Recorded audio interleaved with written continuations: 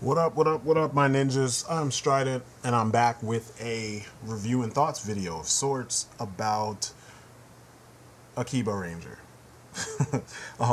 Man, I was put off by the look of these guys when I first saw them. Mainly the helmets, because they're so non-traditional and so abstract in comparison to what we usually get. And but I loved the suits themselves, you know, from the neck down. I thought these suits were amazing, but the helmets, I was just like, what the fuck? And I finally watched the whole series. I watched the whole series, and I have to say, man, after being put off by Decade, and then watching the whole series of Decade and loving it, after being put off by Gokaiger and not liking it until the superhero Tyson film that came out not too long ago, I was happy to come back and check this out and actually enjoy it, man. Like, this show has my favorite Red in a long time. Like, my favorite Red before this was pretty much Jack from SPD, the US version of Dekaranger, and John from Gekiranger. He was too different not to like. I was kind of like, man, I was hoping for a heroic somebody, you know what I'm saying? And then you got this goofy character that just, man, he just commands your attention. He's like a living anime character in a good way. The good things that, you know, I guess past anime used to have in spades that we don't get so much anymore. So Akibaranger is pretty much a parody of the Super Sentai series, and it kind of has a, I want to say a commentary, a light commentary on, you know, otaku of different forms, you know, especially Sentai and anime tokusatsu. It also does have some kind of, you know, some things to say about cosplaying and, you know, stuff like that, but not in a bad way. It just it kind of showcases them as characters in their own right. But pretty much you have this group of people. You have a delivery man slash 29-year-old otaku, a Sentai otaku. That's Nobuo. That's the main. That's the Red.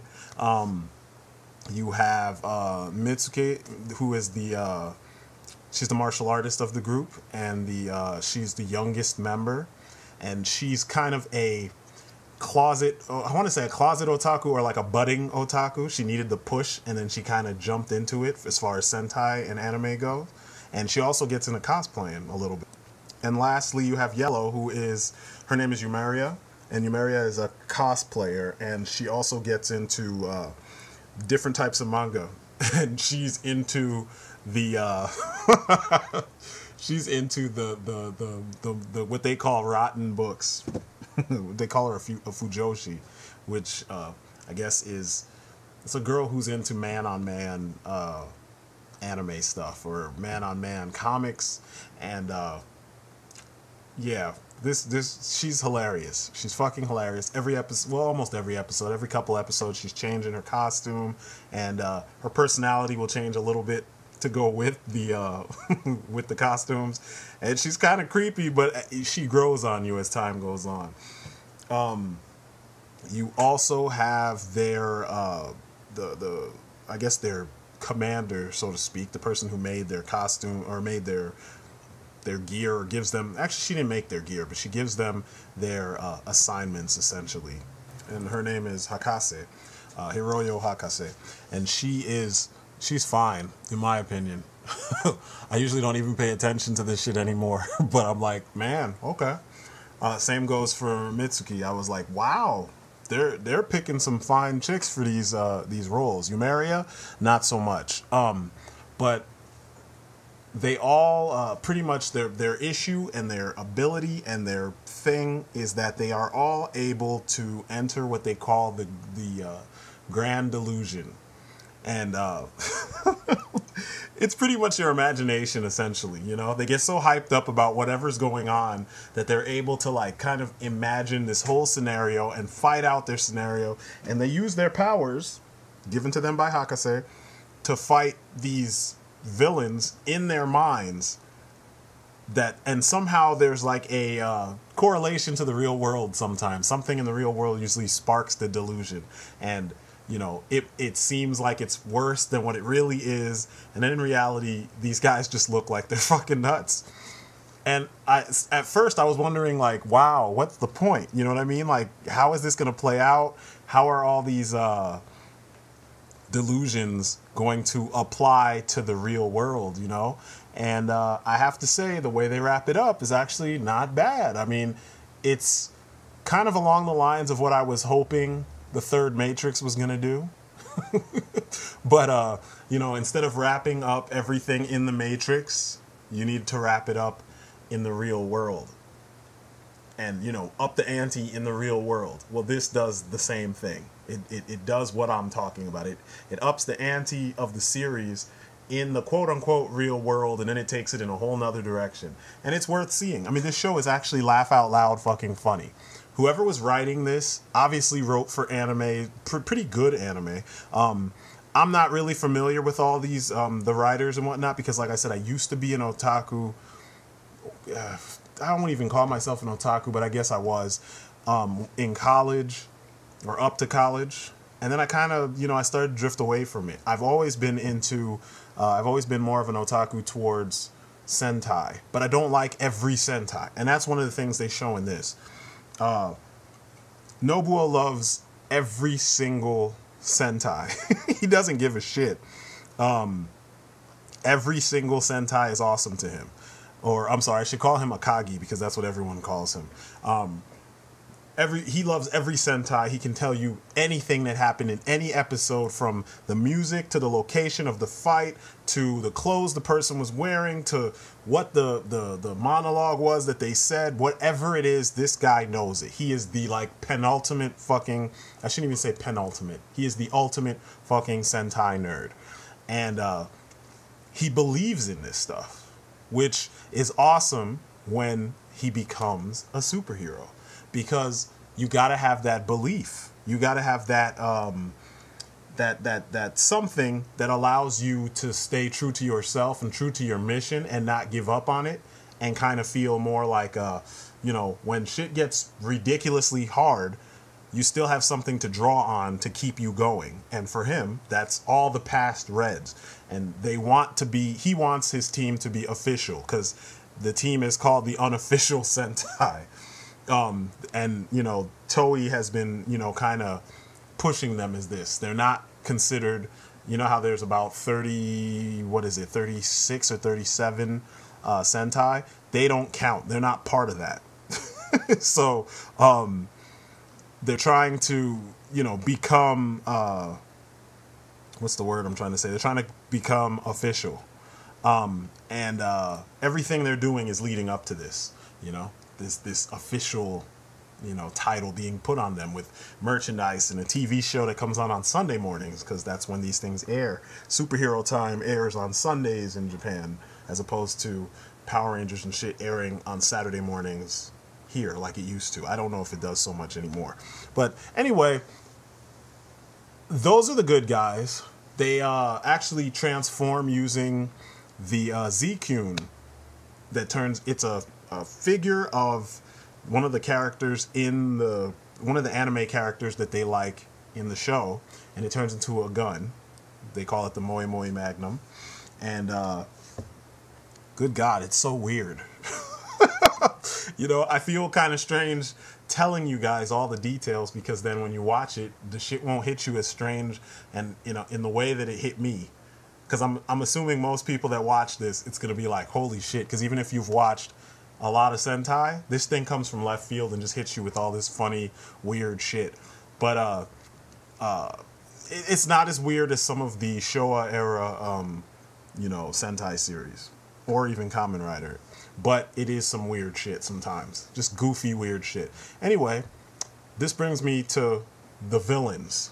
The main baddie that we get from this series is also an extreme hottie, and it's strange to me that, I guess it's not strange when you think about it. I don't know why I even said that, but they will never give us a villain like this that looks like this in the US. because, you know, as far as Saban is concerned, this shit is for really little kids, you know. None of the Sentai shows should acknowledge the adult fans or the fans that were kids and grew up watching this stuff, you know. But Malshina, that's her name, Malshina.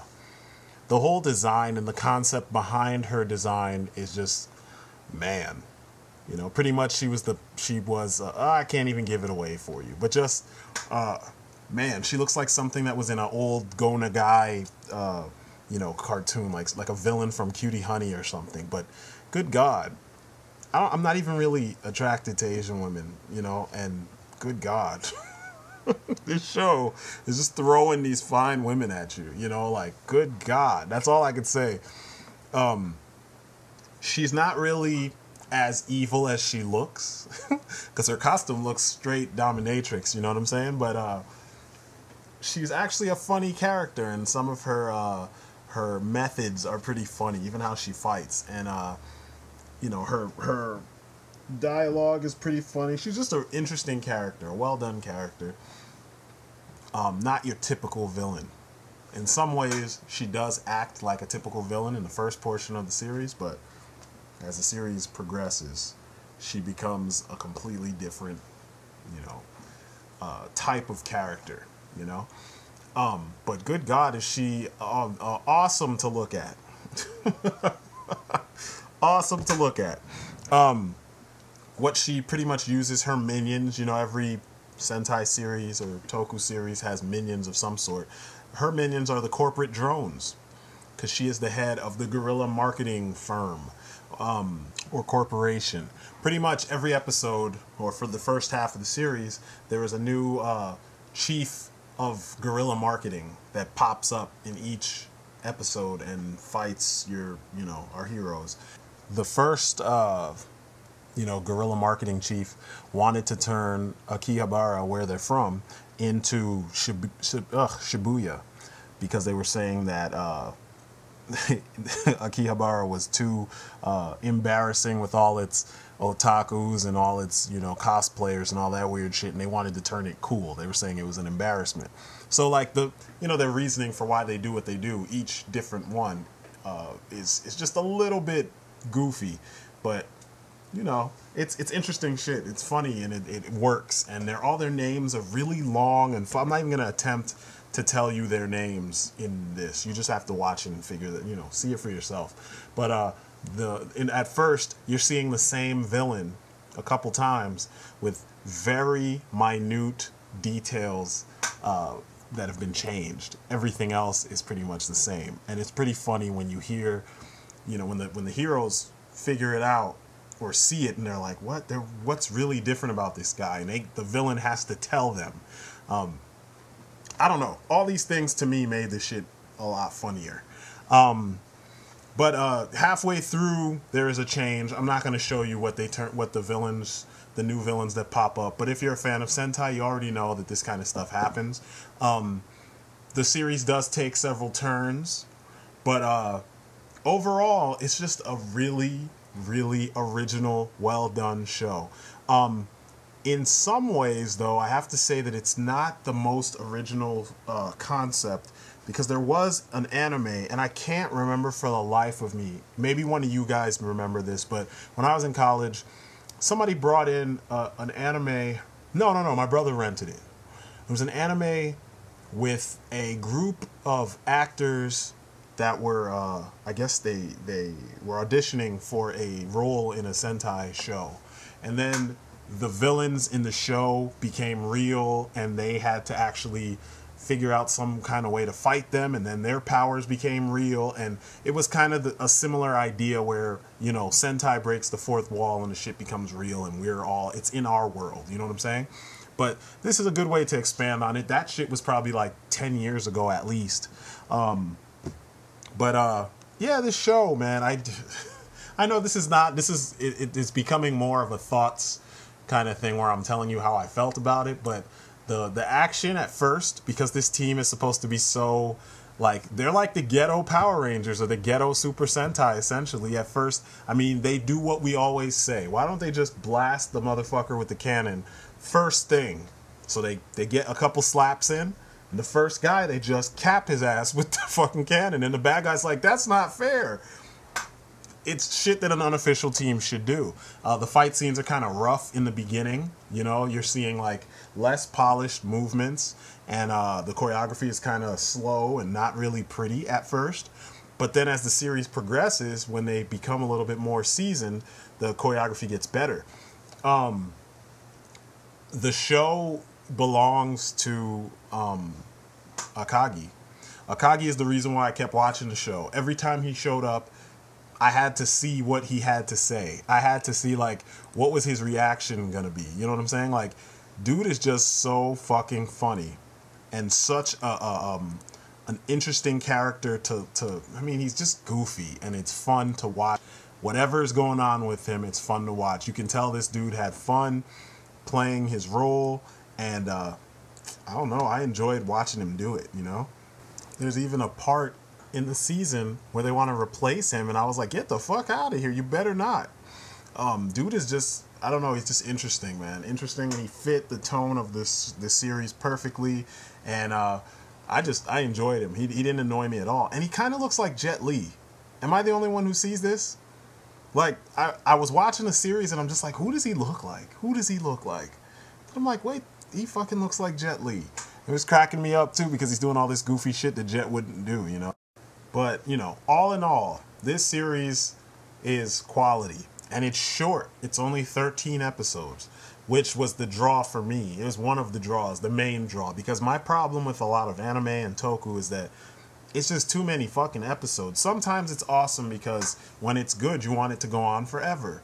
But sometimes, man, I mean, I got a newborn in the house. So I'll sit down to watch a show. Baby starts crying. I got to stop. I got to get up. I got to go get the newborn. I got to, you know, do whatever it is that he needs done, get him set, and then come back. I want to be able to sit down and watch it. I practically watched the entire series in like 3 days. And I like doing that. The costumes grew on me because it was short enough that, you know, I got to see it, get used to it, and then just call it a day. The action got better progressively as the series went on. And, you know, the characters were just interesting, you know? And, you know, with the exception of Eumeria, everybody was, I liked looking at all the girls. And normally this isn't really a draw because I care more about story. But, you know, usually when you watch Sentai and Tokusatsu in general, it's a guilty pleasure of mine. So usually the story is just meh, or it's kind of okay, and it taps into that little, that nostalgic piece of my heart that still, you know, digs this kind of goofy shit. And in this case, though, I was able to get that in a package that actually worked. And the production value of this show is actually pretty damn good. They talk about it being cheap, but, like, the effects are better. You don't have that shit where, like, they turn their back on the explosion and then they skip a couple frames and move over. You don't have that bullshit. You don't have compositing that doesn't look like something we are capable of doing in 2013. Or I think this series came out last year, so 2012. Everything looks, you know, like shit that we do now. It doesn't look like some bootleg shit. But anyway, I've ranted enough. You guys need to check this out. I think you guys will like it if you're fans of Tokusatsu. You know, if you're fans of Sentai in general, you'll like it. You know what I mean? It's fun shit. It's a nice departure from the usual Super Sentai stuff. So, by all means, go and see it. And I mean, come on, the show has a villain that looks like this.